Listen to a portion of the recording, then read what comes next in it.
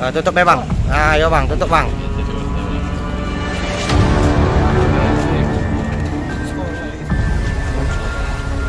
Cik budaknya nih.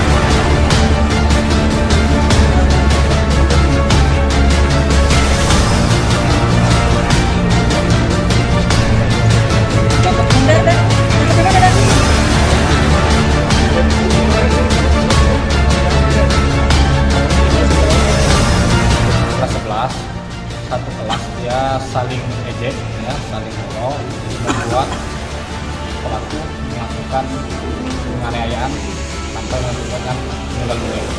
Penganiayaan ini pakai senjata tajam ya bang? Ya, pakai senjata tajam. Nah senjata itu dibawa pelaku dari rumah atau ngambil di kantin sekolah itu bang? Menurut keterangan dari tersangka dibawa dari rumah.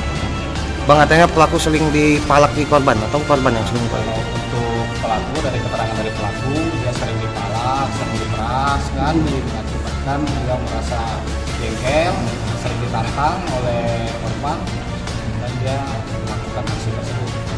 Bang pelaku dijerat?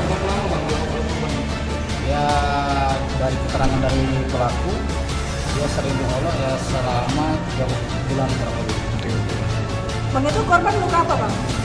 Luka tusuk di sebelah kiri. Ada. Di area mana bang?